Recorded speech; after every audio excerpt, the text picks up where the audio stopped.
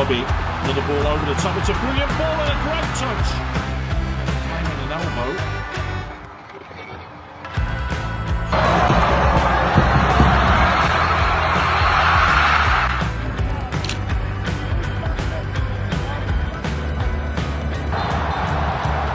Game, we've got the customary pushing and shoving.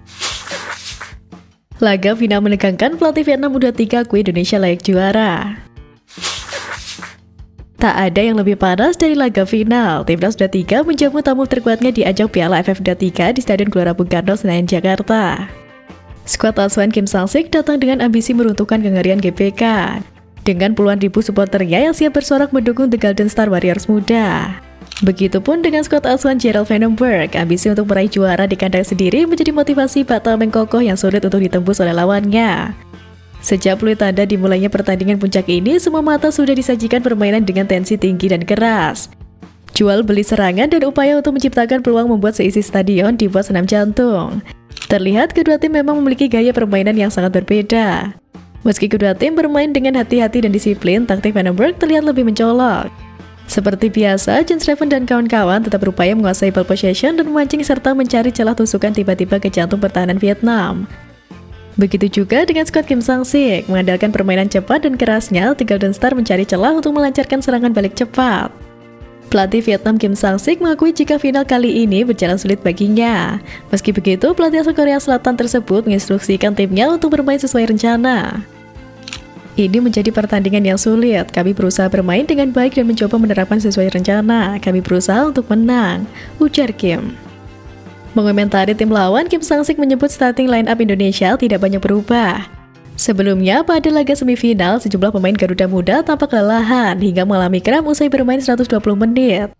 Di sisi lain, Vietnam memiliki waktu istirahat yang lebih banyak setelah bermain selama 90 menit melawan Filipina. Bahkan para pemain Vietnam masih sempat menyaksikan laga Indonesia versus Thailand usai laga tersebut. Meskipun Indonesia bermain 120 menit melawan Thailand sebelumnya dan memiliki banyak pemain muda dengan libur 3 hari, Indonesia tidak terpengaruh.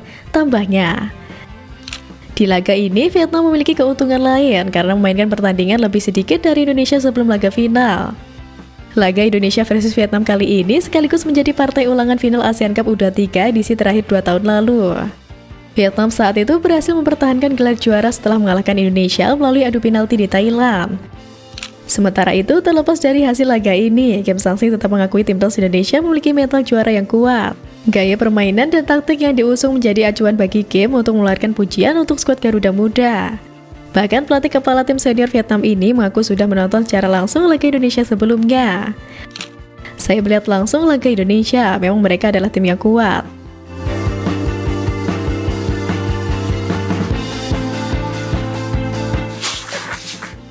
Taktik gila Gerald Vandenberg buat Vietnam tunduk. Laga antara timnas U23 Indonesia dan Vietnam dianggap sebagai pertandingan impian, karena kedua tim telah melalui perjalanan yang emosional untuk mencapai final. Saat babak semifinal kemarin, Vietnam yang sempat tertinggal lebih dulu mampu bangkit dan sukses mengalahkan Filipina dengan skor 2-1. Sedangkan timnas U23 Indonesia selaku tuan rumah turnamen mendapatkan perlawanan yang sengit dari Thailand. Setelah tertinggal di menit ke-60, skuad Garuda Muda berhasil menyamakan kedudukan pada menit ke-84. Hasil imbang 1-1 tersebut tetap bertahan hingga menit ke-120 masuki babak tambahan, sehingga terpaksa harus dilakukan adu penalti. Dalam drama adu penalti, timnas U23 Indonesia keluar sebagai pemenang dengan mengalahkan Thailand 7-6. Selama perjalanan menuju final, timnas U23 Indonesia memiliki beberapa strategi yang menarik perhatian publik Vietnam. Sebagaimana dilaporkan oleh media Vietnam, Detail247.vn, pelatih timnas U23 Indonesia Gerald Vandenberg mempunyai 2 taktik yang terbilang aneh tapi justru berhasil.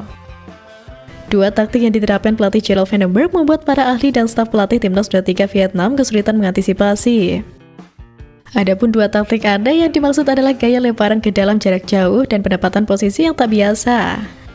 Taktik pertama adalah memanfaatkan lemparan ke dalam jarak jauh sebagai senjata rahasia. Sebagai contoh, dalam pertandingan Indonesia melawan Malaysia dan Filipina di babak penyisihan grup, Robbie Darwish berulang kali melakukan lemparan ke dalam sebagai umpan silang yang langsung menuju area kotak penalti.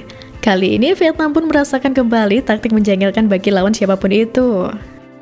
Bahaya dari situasi seperti ini bukan terletak pada kejutannya, melainkan pada kemampuan mengeksekusi dengan presisi tinggi. Tidak banyak tim di turnamen tersebut yang memiliki pemain yang mampu melempar bola sejauh dan sekeras Robby. Faktor inilah yang memberi Indonesia dinilai lebih banyak opsi serangan langsung saat menghadapi kebuntuan.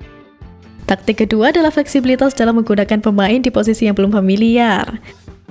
Sebagai contoh lagi, di semifinal melawan Thailand, pelatih Vandenberg secara tak terduga memasukkan bek tengah Muhammad Ferrari pada menit ke-77 untuk berpasangan dengan Jens Reven sebagai striker. Keputusan ini memang beresiko, tetapi pada akhirnya membuahkan hasil yang cepat. Berkat fisik dan kemampuan duel udaranya, Ferrari berkontribusi menciptakan tekanan hebat di depan kotak penalti Thailand. Dari situasi bola mati di menit ke-84, Reven mencetak gol penentu yang membawa kebangkitan bagi timnas U23 Indonesia.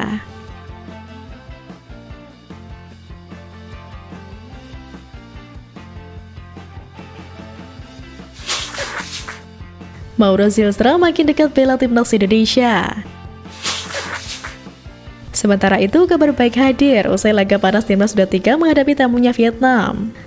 Menteri Pemuda dan Olahraga Dito Aryo Tejo memberikan kabar terkini terkait proses naturalisasi calon pemain timnas Indonesia Mauro Zylstra. Seperti diketahui, PSSI tengah mengupayakan proses naturalisasi terhadap pemain keturunan Mauro Zylstra agar bisa memperkuat timnas Indonesia. Kabar tersebut pertama kali disampaikan oleh Ketua Umum PSSI Erick Thohir di hadapan awak media beberapa waktu lalu. Erick Thohir menjelaskan bahwa dokumen naturalisasi Mauro Zylstra tinggal diserahkan kepada pihak DPR. Kini Menpora Dito Aryo Tejo kembali memberikan kabar terbaru soal proses naturalisasi striker yang saat ini membela FC Volendam tersebut. Dito mengaku dirinya belum mengetahui cara pasti sampai di mana proses naturalisasi Mauro Zylstra telah berjalan. Ia secara belak-belakan menyebut akan mengecek kembali proses tersebut agar Mauro bisa segera membela timnas Indonesia. Dito juga menjelaskan bahwa pihaknya baru saja menyelesaikan proses naturalisasi terhadap 4 pemain timnas putri Indonesia menjelang kualifikasi Piala Asia Putri 2026. Erick Thohir sempat menyebut akan memproses 2 pemain berposisi striker untuk memperkuat timnas Indonesia. Namun demikian, Dito Aryo Tejo menegaskan bahwa pihaknya belum menerima surat atau dokumen apapun terkait naturalisasi 2 pemain baru tersebut.